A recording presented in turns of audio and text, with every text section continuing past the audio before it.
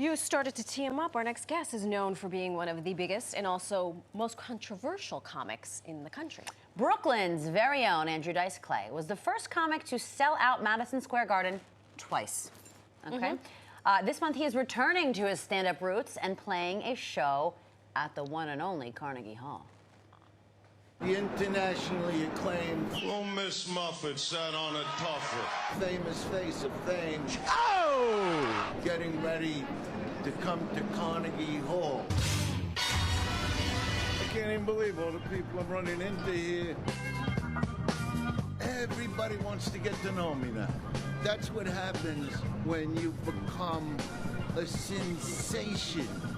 So beautiful. Thank you. A sensation indeed. Ladies and gentlemen, boys and girls, fans of all Asians, please welcome to New York living, Andrew Dice Clay. Woo! Girls, Dice! how's it going? Andrew, so How are lovely. you? Should to I see bow? you. Should I curtsy? I'll shake your stop hand. it. Bow, Really? curtsy Come on for now. nobody. Thank on. you for making time in your busy schedule. I'm glad you let me have coffee. Listen, Please, we wouldn't. how do you take your coffee?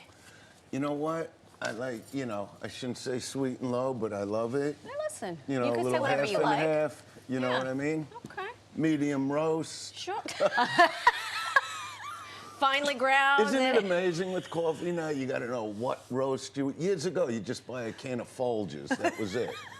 You know. That was it. That was it. Just a big can of Folgers lasted for months. forever? Single origin? Has it been foraged in the Is it from Colombia? Colombia? Today, it's all about we get the beans from here, and then we, do things to them.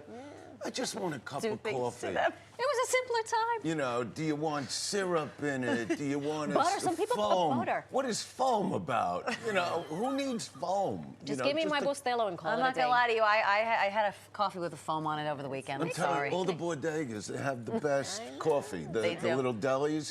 Shout they out to don't even Jimmy at the ask. They go, coffee "Have a large?" Yeah, large. That's it. You know. That's it. But good to be here. Yeah, I heard you talking about Carnegie Hall, Yeah. which is... How did we get here? Yeah. Practice, practice, practice. Practice, practice, practice. But it is amazing to me because, it all basically started with doing these videos just for fun on Instagram. And next thing you know, here comes the New York Times, who used to destroy me, for my stand-up specials. And now I'm this, great performance artist coming into Carnegie Hall, and all of a sudden it's national news. Like they're doing pieces, Extra did a 7-minute piece on it, and We're going to give you at least 7 minutes 30. well, I mean, we're down to it's 5, just, but it's just crazy what's going on from nonsense that I do in the street for fun. Well, isn't that funny? Because we were talking about this, and your style of comedy has evolved so much. I mean, you said it. The New York Times used to tear you wouldn't down. give you a time of day. And, it went from how you started off, and now you're doing these TikTok videos or man on the street videos on Instagram, and then Yeah. you're on the stage with Guns N' Roses, and now you're playing Carnegie Hall. It really isn't. I got that text on a Monday night About Guns N' Roses. 11:30. Okay, and I've told this story before. I had Bell's palsy.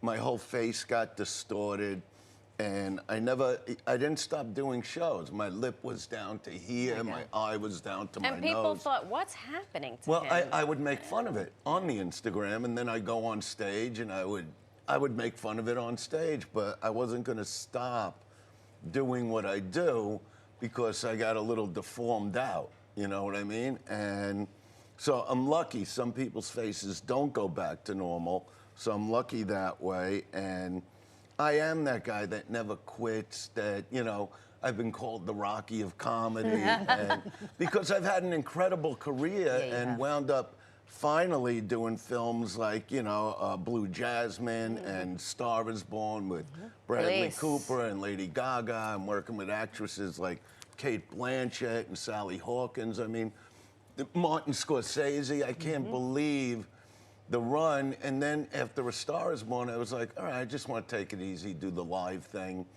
and but not go too big with it. Just I'd call it club dice shows. And so it was clubs to smaller theaters. But you were doing your craft. You were practicing your craft. I love it. And I unless love it. you've been living under a rock, or if you've been living under a rock, we want to show folks the hijinks that you do on your social media. Take a look.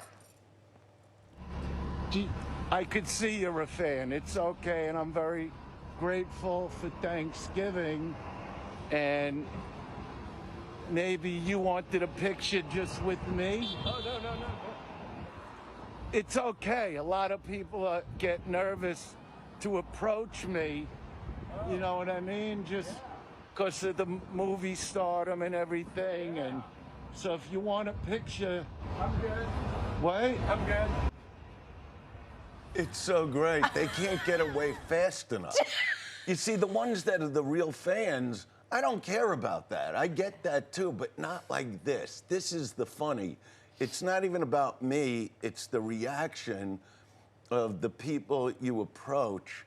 I mean, I went over to some lady in Central Park the other day, and I was like, are you the one waiting for me? And she was angry. She was on the phone. Oh, God.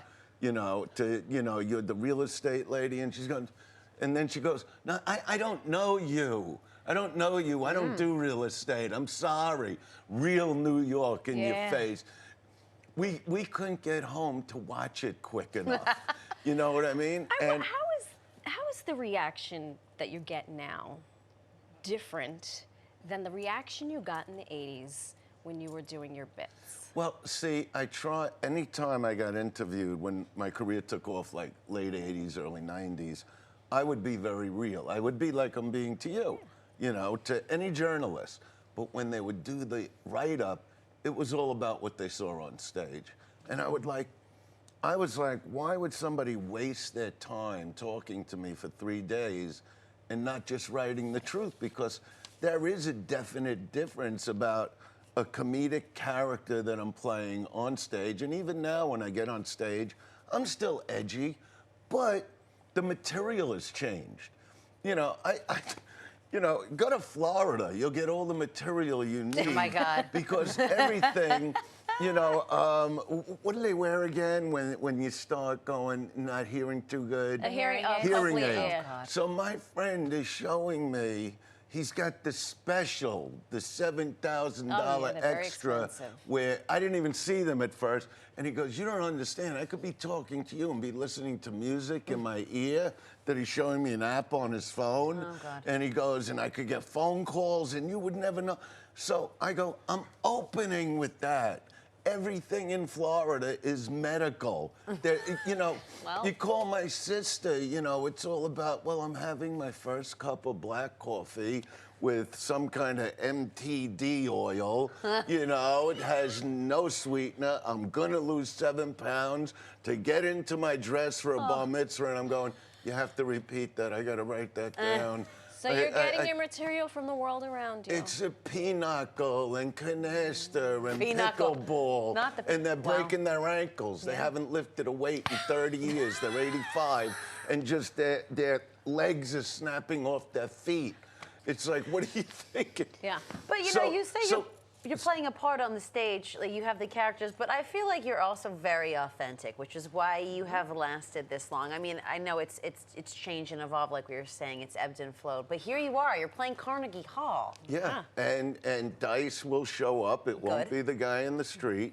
You know, it is a different thing. I'm having a very special leather made for that. Excuse me?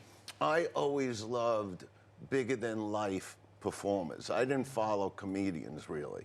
Like, I did love Jerry Lewis in the movie The Nutty Professor. Oh my God. How he would turn from, you know, professor, actually, not to seem like that. He would turn from that into Buddy Love. So that was some Buddy Love in the Dice character, but I also loved Elvis more than everybody. And so when I used to talk to my mother, and she would go, because it was all about acting to me. So instead of going to acting school, I would be on a comedy stage every night of the week rather than once a week in an acting school. and develop my own method. And folks are going to get to see that method live and in person. Carnegie Hall, congratulations. It's exciting. You know, it's the one place in New York that I can't believe I got the call to do. That's number one. And, you know, I wanted to bring up a film that that I just took on with people I really look up to, but you know, it's so funny, the whole Hollywood thing with the agent. It's under wraps, but you can say you're going to do something. He's teasing that you're going to see him in a big film coming up, and this is why we love him. He does it all. He does the stand-ups, and he's a big-time actor.